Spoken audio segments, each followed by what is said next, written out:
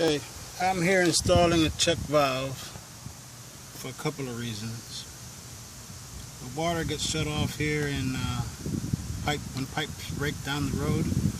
So a lot of times my water tank ends up draining, which causes my heating element to burn out if I'm not home. So usually I shut off the water when I leave and turn it back on when I'm here. But I'm going to take another step of precaution by installing a check valve. And I will be installing the check valve, you see here, down below, before the spigot.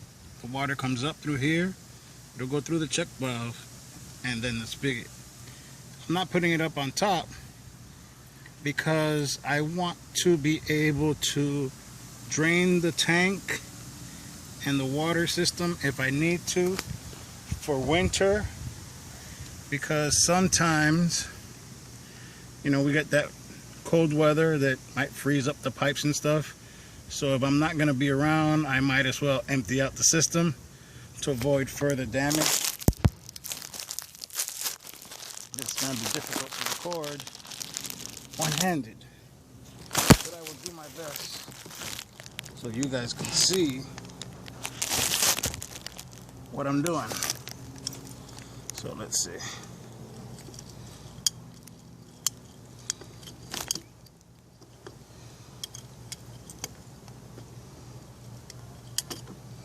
Water's off right now because there was an issue already in the park.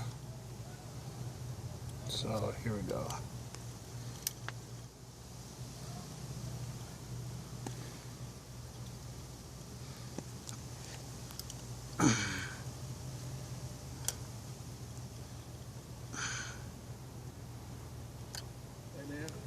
Yeah.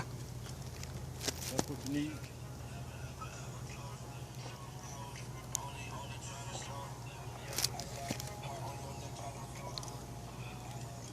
Well, this ain't working. So let me change to my Sawzall, which I was trying to avoid. Excuse the sound, because you're down in there.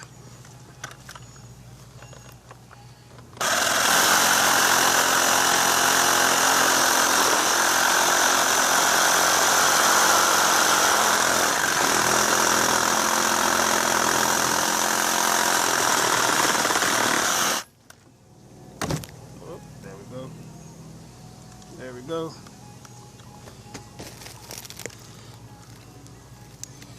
Got that off.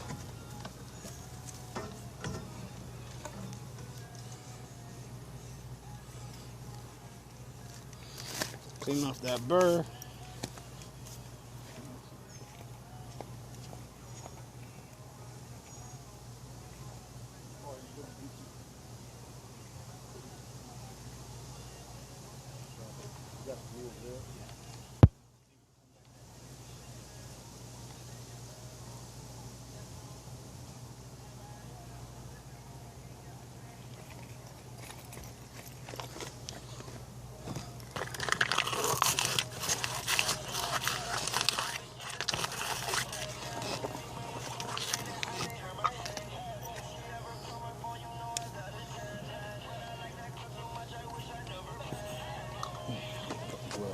I'm getting that blue shit all over my hands today.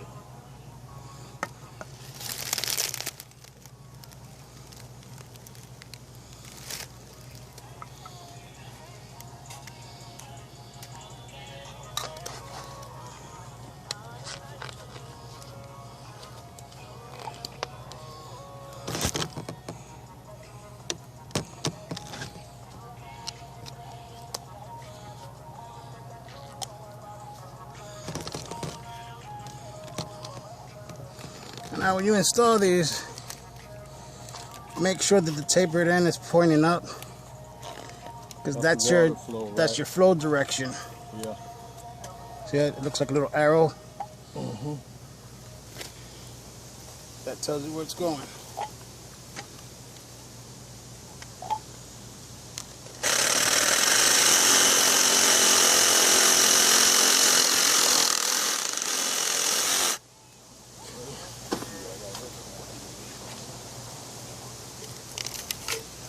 Trying to make this as quick as possible, people. Don't want to make a long video. Don't want to make this a big project. But it is necessary to prevent pipes from busting, prevent your water heater from draining and getting that damage.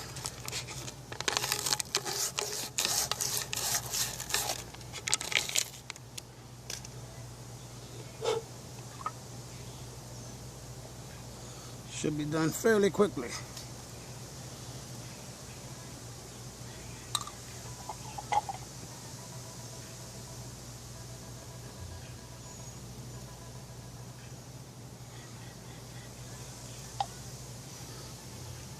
I cut off about 2 inches of pipe